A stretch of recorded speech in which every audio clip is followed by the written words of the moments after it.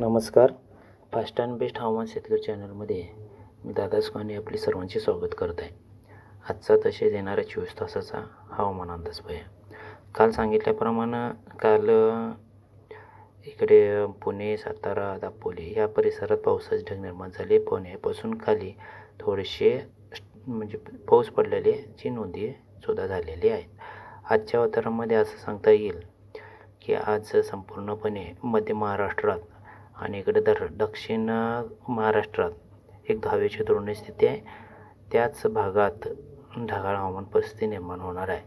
मुंबई, जालना, पुणे, छत्रपती संभाजीनगर, नागपूरपर्यंत पावसाची शक्यता द्रोणीय स्थितीमुळे निर्माण व्हायची शक्यता तिथं जास्त बनलेली आहे. आणि इकडे मुंबईच्या उत्तर भागात सुद्धा नाशिकपर्यंत बऱ्यापैकी द्रोणीय स्थितीमुळे स्थानिक वातावरण निर्माण व्हायची शक्यता वाटत चाललेली आहे. एकंदरीत कमी दाबाचं क्षेत्र द्रोणीय स्थिती तर ह्या भागात दिसून आली. सोलापूरच्या उत्तर भागात पुण्यापर्यंत आणि इकडे सोलापूर ते हैदराबादच्या साईडला पट्टा आणि नांदेड, चंद्रपूर ह्या पट्टा.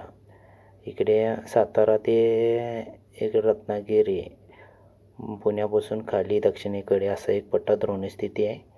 म्हणजे संपूर्ण महाराष्ट्र आणि कर्नाटकात निम्म्या भागात इकडे सांगली ते गोकाक, हुबळी हे असते गोव्यापर्यंत एक द्रोणीय स्थिती आहे आणि हुबळीला चक्रकार स्थिती आहे. एकंदरीत पाहायला गेलं तर आज बऱ्याच अंशी ढगाळ हवामान स्थिती निर्माण झाल्यामुळे किंवा द्रोणीय स्थितीमुळे पावसाची शक्यता बनत चाललेली आहे. जास्तीत जास्त लातूर, नांदेड, आदिलाबाद, नागपूर ह्या साईडला थोडीशी जास्त वाटत आहे. कमी दाबाचं क्षेत्र ते जास्त बनत चाललेलं आहे. चिखलमंगळूर, दावणगिरी, शिरसी ह्या भागातसुद्धा बऱ्यापैकी कमी दाबाचं क्षेत्र निर्माण झालेलं दिसून येत आहे.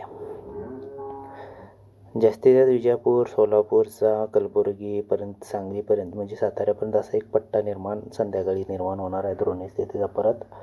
आणि अकलूज ते सोलापूर, लातूर ह्या भागात एक पट्टा निर्माण होणार आहे. त्यानंतर इकडे तर कर्नाटकात बघायला गेलं तर विजापूर, बागलकोट, रायपूरपर्यंत आहे आणि इकडे हुबळी साईडला थोडीशी द्रोणीय स्थिती निर्माण हवेची होत आहे. म्हणजे हवेचे चलबिचल अशी स्थिती निर्माण होत आहे.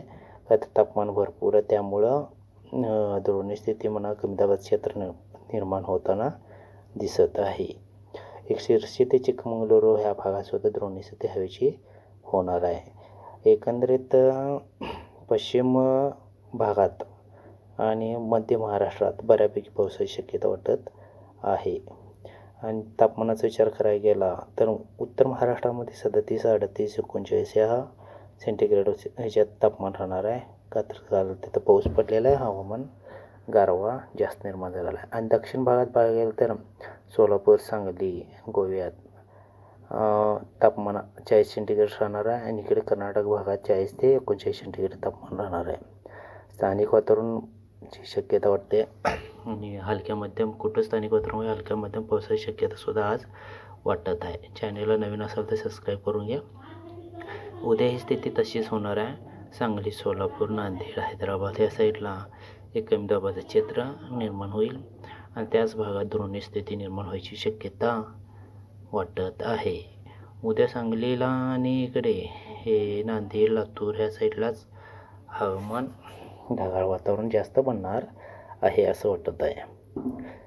आणि त्यातून पुढे तर आज बघायला गेलं तर इस्लामाबाद आज उद्या एवढ्यात उत्तर भागात बर्फवृष्टी आणि हलक्या पाऊस व्हायची शक्यता मॉडेल सांगत आहे.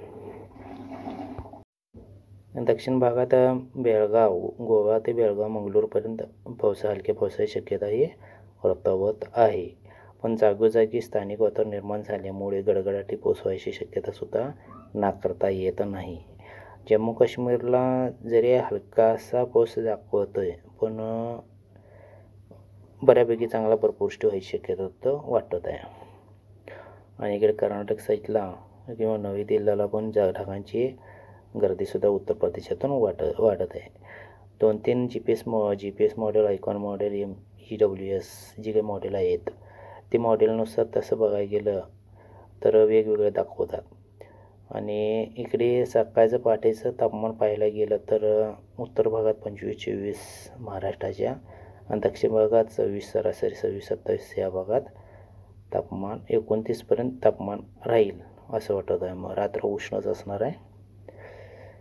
एकंदरीत 2-3 मॉडेल 2-3 प्रकारचे हवामान अंदाज दाखवत आहेत.